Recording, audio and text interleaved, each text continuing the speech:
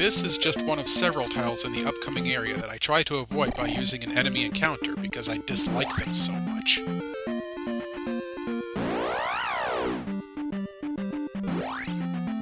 This magic jar will be very helpful right about now.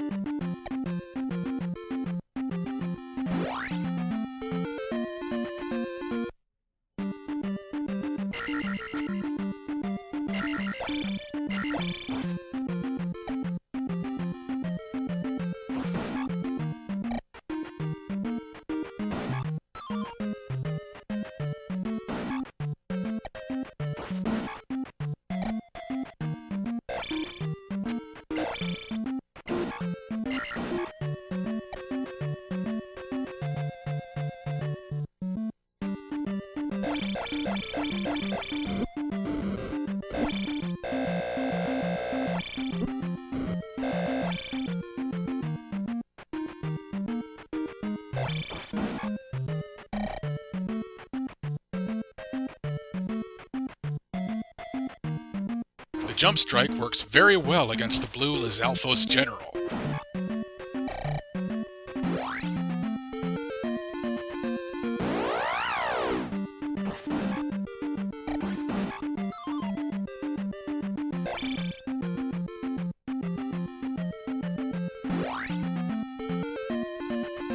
Almost there.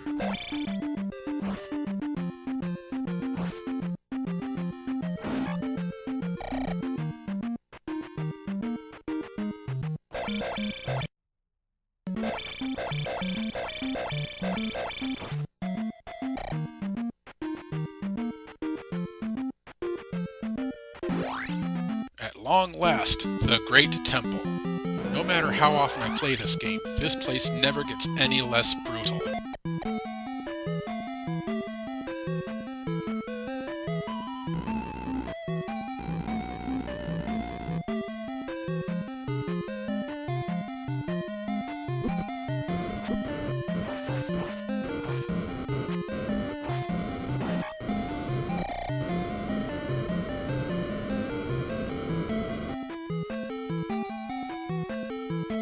It's always dumb luck for me to remember where this invisible hole is.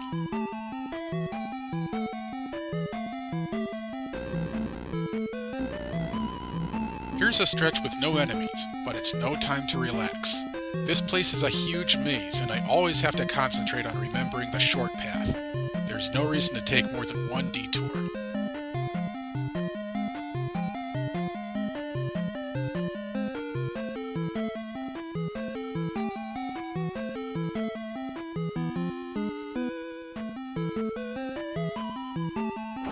Fire beaks are just one of the terrors that challenge you here.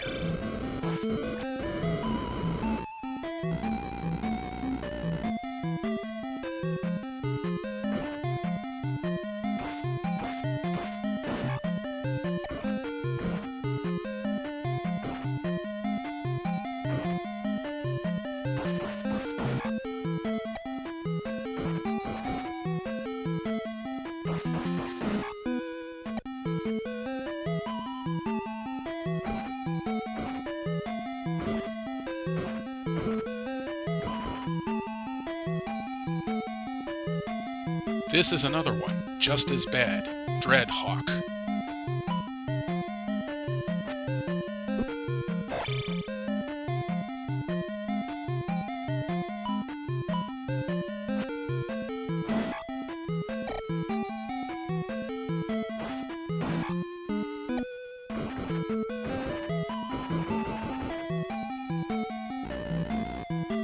There are illusory walls in these elevator shafts, but they don't lead to anything.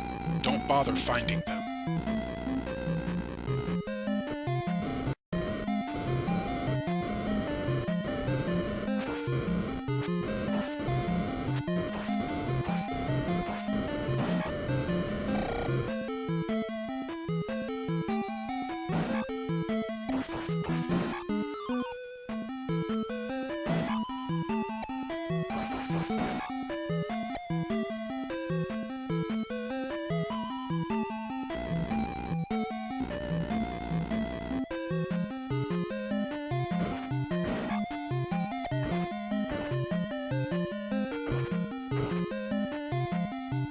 This is the only Dreadhawk that's easy to fight, because you can get into an advantageous position. Kneel on this block and strike as it leaps close, and you're in good shape.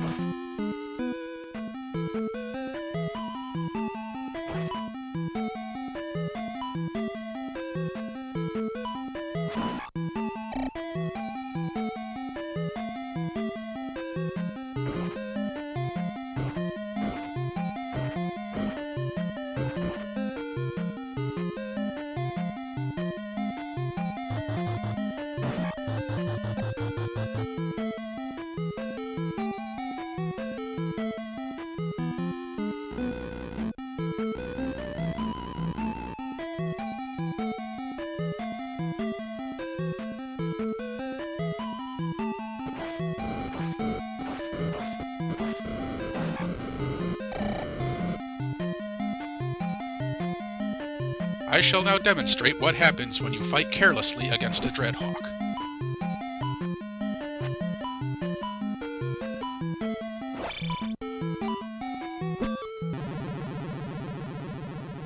I think my point is clear.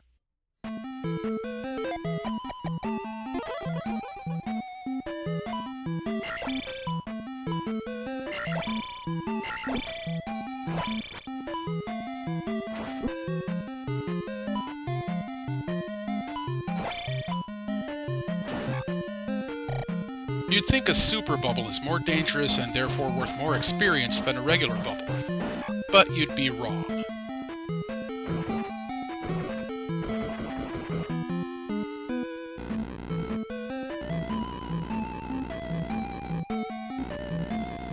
This is the only detour worth taking.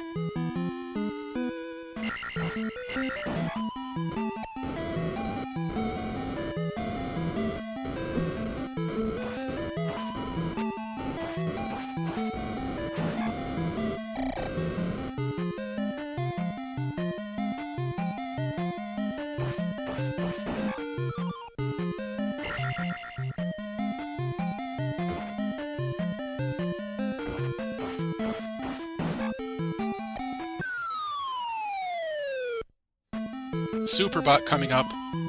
Down.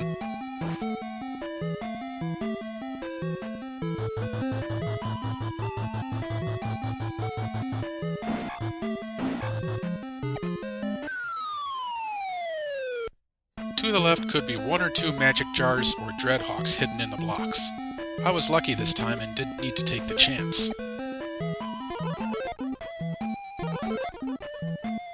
And after a short delay, I face the ancient guardian Thunderbird. It cannot be harmed unless thunder is cast against it. Then I have to jump high and strike its face. When its health is halved, its fireballs rain down much faster.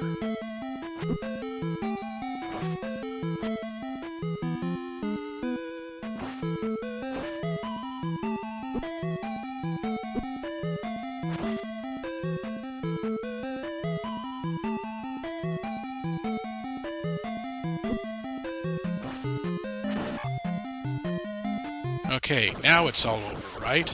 Of course not! I haven't even faced the hardest enemy of all.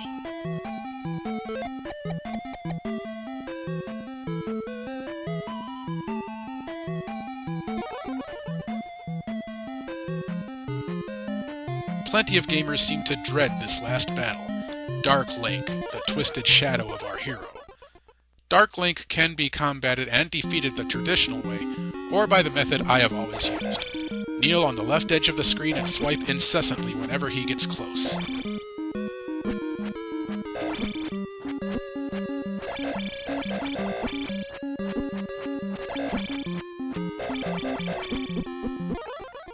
And now, for those of you who haven't finished the game yourself or looked up the ending elsewhere on the internets, I'll shut up and let you watch.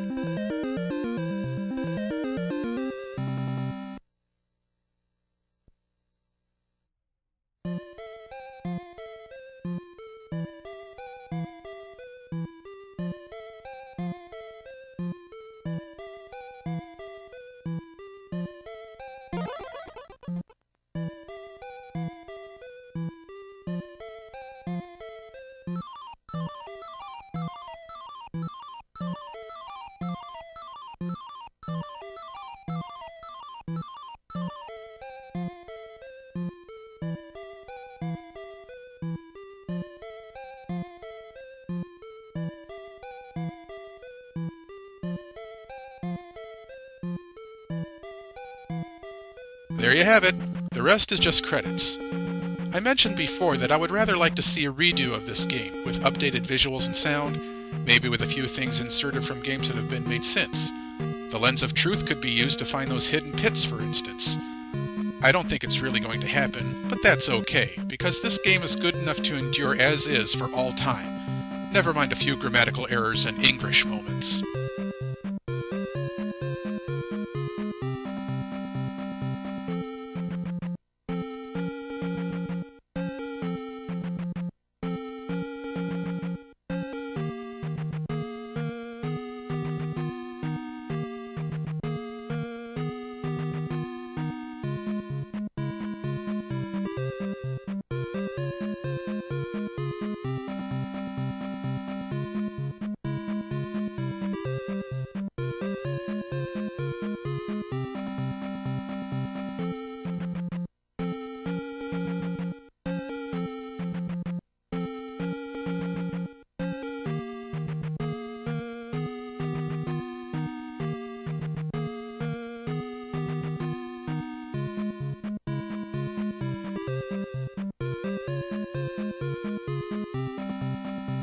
After the credits have rolled, you can restart the game with all the levels and spells you had at the end, and your save file will have a little Triforce icon next to your name. So ends my full run of Zelda II: The Adventure of Link. To those of you who still complain about this game being too hard, I'd like to remind you that there are players much more hardcore than myself. One common thing they do, as I have mentioned, is to set fresh challenges for themselves, or other hardcore Zelda nerds. I have heard of players who have finished the first game without swords, while others attempt to conquer any of them without collecting any heart containers. Perhaps the only such challenge I might try for Zelda 2 is to complete the game while only leveling up 1 or 2 of the 3 traits, but I'll do that in my own time, and won't bore you further with another Zelda 2 video. If there are any other games through which you would like to see me struggle, let me know and I just might humor you. I may not suffer as much as Arino-san, but then we're totally different comedians. I've been Jax Mandrake, and you've been entertained.